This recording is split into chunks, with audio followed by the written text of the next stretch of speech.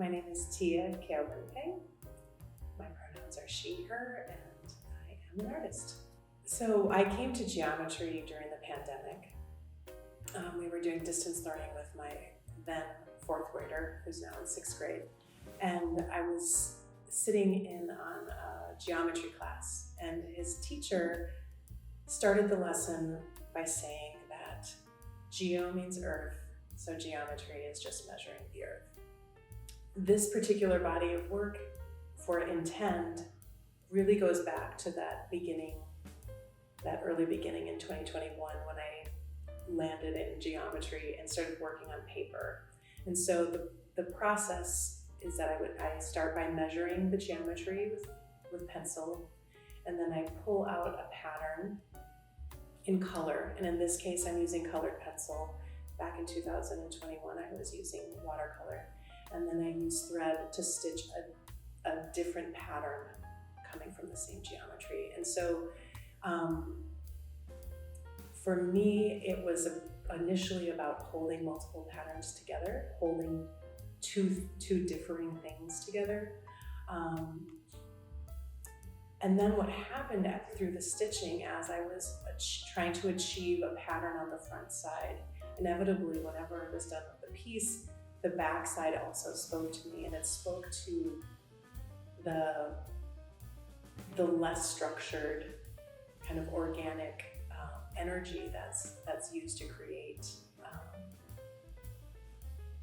the work, but also just within any creative activity, there is a byproduct of things that help make a work happen. And so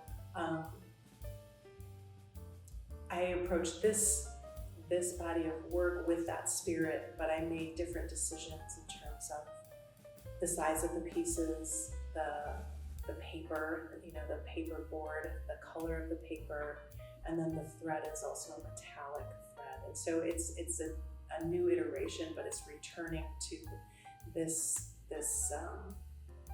conversation within myself, but also something that people can converse about when they're seeing the work. Is just the space between what I'm seeking to do and what comes from that, I guess. The mirrors are creating the most surprising reactions. Even for me, it was really important for me to use the mirrors. I mean, I know there are a lot of artists who do stitching and embroidery and show the front and the back side. But for me, this narrative of reflecting on oneself and reflecting on one's intentions, and that can be actions. It can also be the way that we present ourselves versus how we exist when we're not out in the world, or the expectations that we put on ourselves that kind of hinder our true spirit.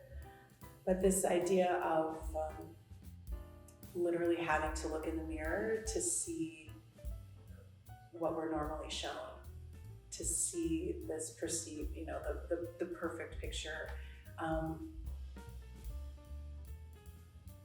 I wanted that was the driving force, was to encourage people to see, to look in the mirror.